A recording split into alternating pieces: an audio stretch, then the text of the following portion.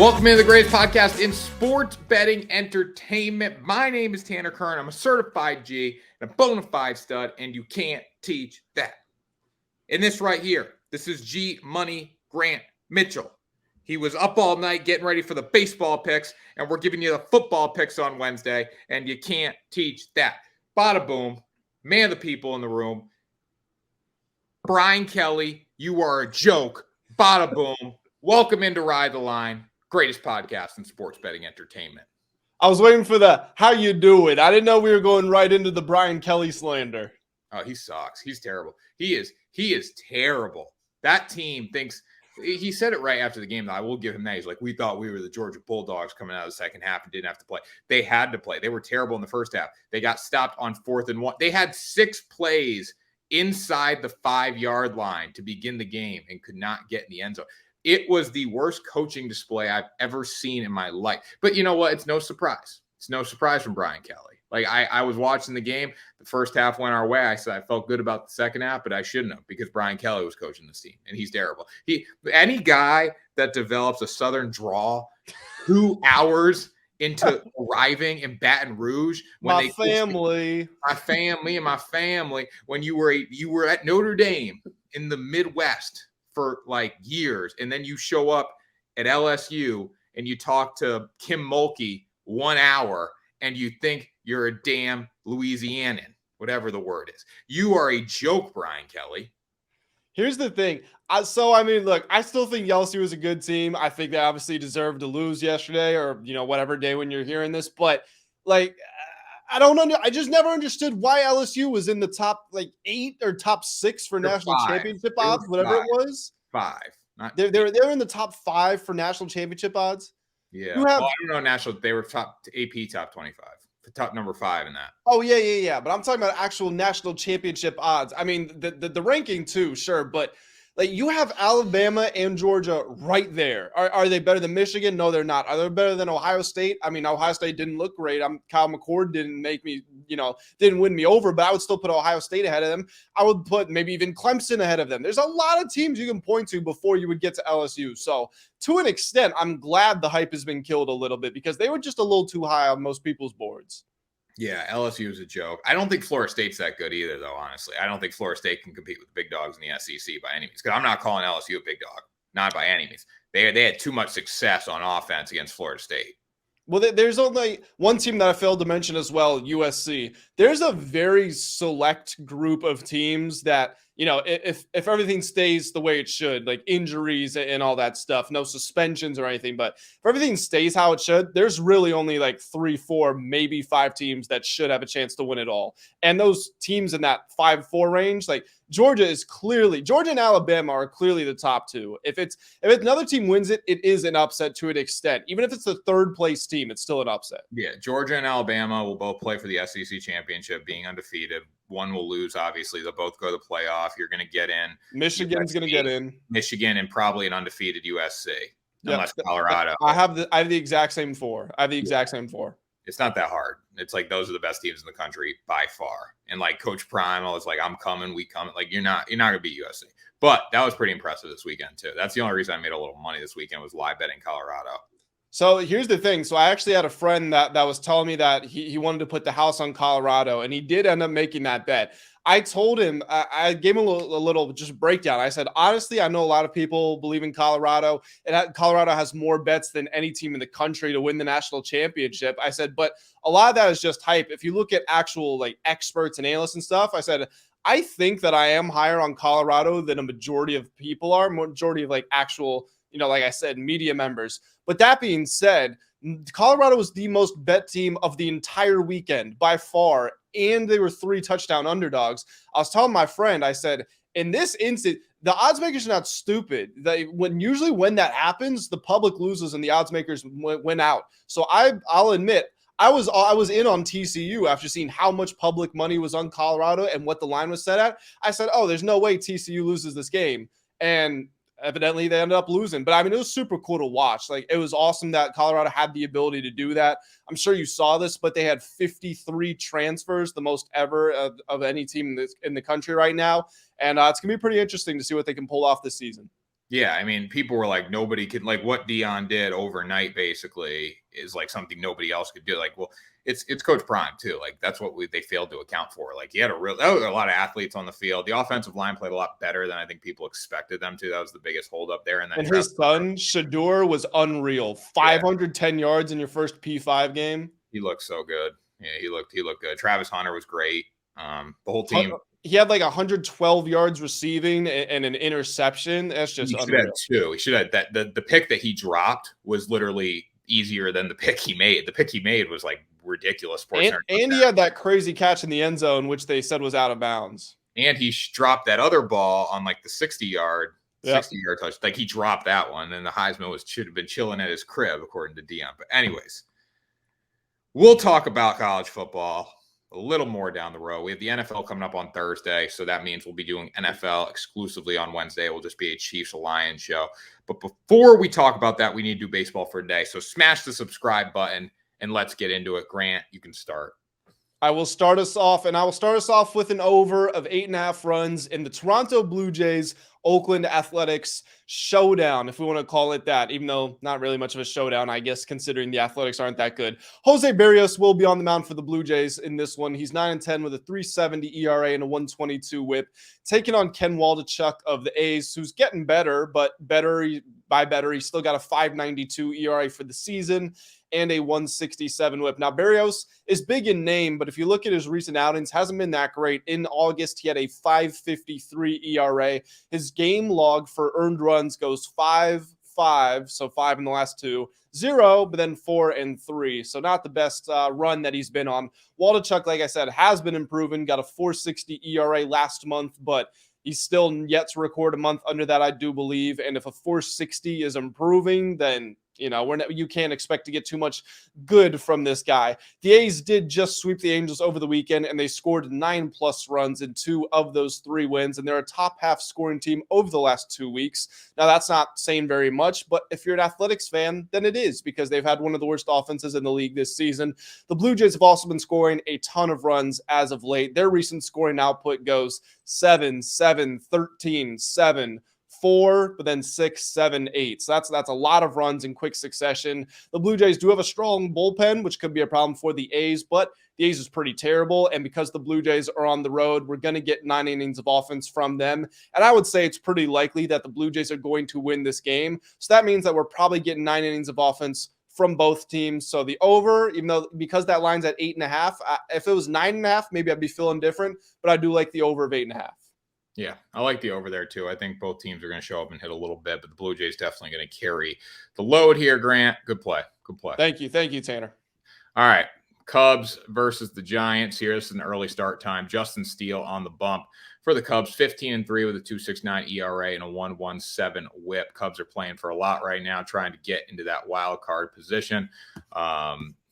They are also only 3.5 games back in the National League Central, so they still have a chance there, but probably the wild card, that's what they're looking at. When you look at Justin Steele, he's been sensational this season. Going against Logan Webb, who's been very good for the Giants, 9-11 record. That's just because the offense hasn't necessarily shown up every game. 1.1 WHIP there, 171 hits allowed in 180 innings. I think this is going to be a low-scoring, tightly contested game, but I do like the Cubs to show up at home. Guys like Cody Bellinger have been hitting the baseball like crazy, and this Cubs offense has been very dominant, coming off a 15-7 win. Had a few low-scoring outputs before that. Giants also have lost 4 of their last 5. So I think the Cubs are the hotter team here. They're at home. Giants have not won and been successful on the road that much this year, especially with the West Coast trip, or going from West Coast to the middle of the country. So tough spot for them. We take the Cubs.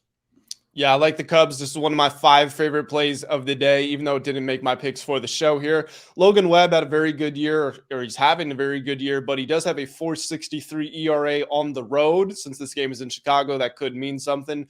To your point, the Cubs just scored 15 runs yesterday, and they're going to keep playing in their home stadium where their offense does play better than when it's on the road. Giants got to fly to them, and they're not great on the road to begin with. I think the Cubs money line is a good pick here. Definitely. Cubs money line, lock it up. Yep, my second pick is going to be Orioles -1.5, Baltimore Orioles versus the Los Angeles Angels. Grayson Rodriguez is going to be on the bump for the O's in this one. He's got a 5.03 ERA for the year, but you got to remember, he had a terrible, terrible start to the season, went back down to the minor leagues. Ever since he's come back a couple of months ago, he's had 8 starts, and during that time, he has a 2.86 ERA, and he really has not had a single bad game, so he's been very good. And he's taken on Kenny Rosenberg of the Angels, and with the mass exodus that has happened in the Angels, they had to pull this guy up from the minor leagues. He's only got 2 starts or 2 appearances in MLB this season and 5 MLB appearances in his entire career. And during those, he has a 5.09 ERA and a 175 WHIP, which is, pretty terrible. This season in the minor leagues, he went 7-7 with a 4.95 ERA and a 151 WHIP. That also is not impressive. The Orioles are 83-53 against the spread this season. That is the second best in the entire league. Only the Cincinnati Reds have been better. The one little note that I will throw out there is that they have been just about 500 against the spread over the last week or two, so not at their absolute best, but they're on the road. They're going to get 9 innings of offense. They're taking on an Angels team that just lost 10 of their last 13, and the Orioles did just sweep the Diamondbacks as well, and they covered in at least 2 of them, maybe all 3. So I'm going to take the Orioles -1.5 here. Never a bad bet taking the Orioles on the run line. I think they're going to win the American League East. They're only, I believe, 2 games up at this point, or 2.5 games up. But I think the Orioles win the American League East, and the big reason for that has been their offense, and that's what it takes to cover run lines, Grant. So I'm definitely riding with you here. Awesome. Let's get into your second pick. All right, so you look at the Red Sox and Rays. This series actually trended under in the past 3 games. There's been 6 runs, 8 runs, and then 5 runs scored. Both pitchers on the mound today in the Red Sox first Rays game are very talented. Brian Bayo going for the Boston Red Sox, 10-8 with a 3.57 ERA and a 1.28 WHIP. The numbers were really good in the middle of the season, really good. The beginning of the season is where they were not that good, and he's starting to be a little more inconsistent as of late, coming off a start against the Astros where he went 4.2 innings, gave up a couple earned runs and 4 hits, and 2 of those were home runs. So it just has not been as sharp as we saw earlier in the season or mid-season, in my opinion. We look at the other side in this game, though. Aaron Savale is going. He's been very good for the Tampa Bay Rays, 7-3 with a 2.64 ERA and a 1.11 WHIP. Probably been one of their best pitchers and most consistent pitchers this season. I think he's going to have a very good day against the Boston Red Sox offense that some days shows up and some days just doesn't.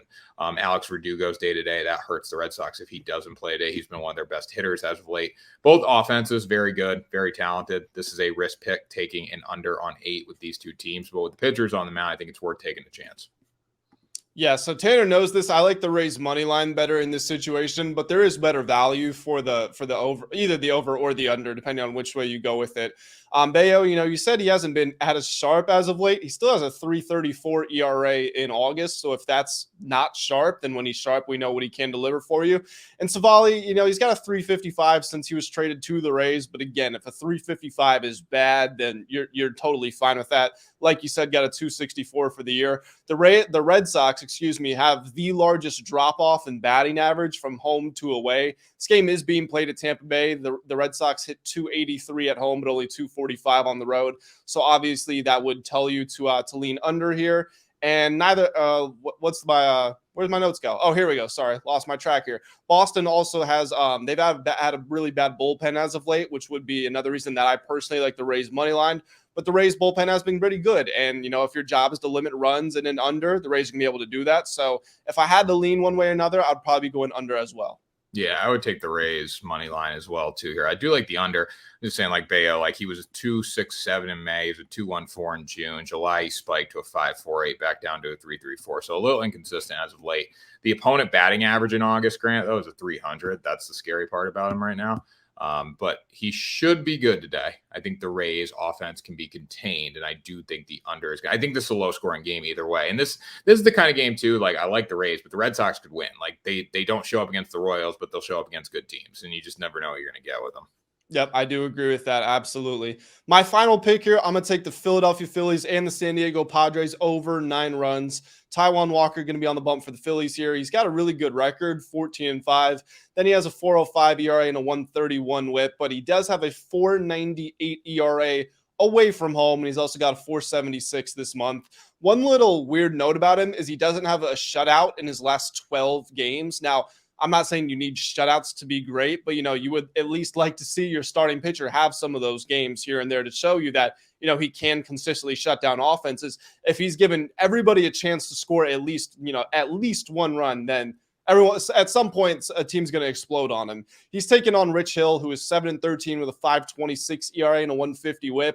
Rich Hill also in 5 games with the Padres has an 8.50 ERA, so that's pretty terrible. The Phillies have scored the second most runs in the league over the last 30 days, and they're actually ahead of every team, including the Braves, in runs per game during that same stretch. Padres don't rank as highly, but they play significantly better when they are at home, and this game will be in San Diego, so that's going to greatly benefit them. They just won 3 straight games against the Giants, and they scored 17 runs during that, so that's just about 6 runs per game. The Phillies hit the over in 11 of their last 16. The Padres have hit the over in 6 of their last 9. I think both those trends continue, and we get an over here at 9. And we get a push if it does end in 9 total runs too. So over 9 runs, Phillies, Padres, that's my final pick. Yeah, I like the over here. If you look at the past, let's see. If you look at every game of the series, I believe it's gone over the total 13, 10, and 11. So, yeah, I do like the over here, Grant, but I would lean towards the Philadelphia Phillies on the money line. This could be my final play here. I think Taijuan Walker is just simply better than Rich Hill. As you were saying, Rich Hill's really struggled since being with the Padres. Taijuan Walker, 14-5. The numbers aren't necessarily great with a 4 ERA and a 1.31 WHIP, but the team finds ways to win when he's on the mound. That's what that 14-5 record shows there. Philadelphia Phillies as well, batting 20 points higher than the Padres right now. Their OBP's pretty similar, but they're slugging 20 points higher, 30 points higher as well. Pitching-wise, I think the Padres do have the advantage coming out of the pen here, but I like the Phillies. They've hit their stride. They're playing for a lot right now, and I'm going to take them, where the Padres really aren't playing for anything. Yeah, I would be leaning Phillies money line in this one as well. Definitely like them better than the Padres. Padres just aren't consistent enough. Everybody knows that. Yep, definitely.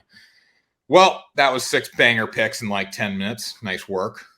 Yep, absolutely. And a nice little 5-minute college football recap as well. Yeah, that was fun. The college football recap was fun because Brian Kelly needs to get shipped out of Baton Rouge and shipped back to he's not an LSU guy.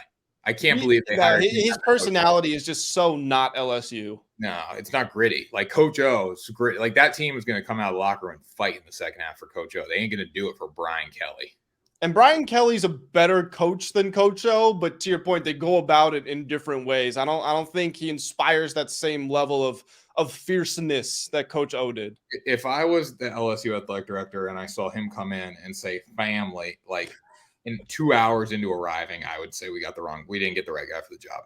The video of him dancing in the locker room during the recruiting visit was blowing up last night. And that kid actually is now. I was looking at the kids because everyone's sharing it from his profile. That kid's an Alabama commit.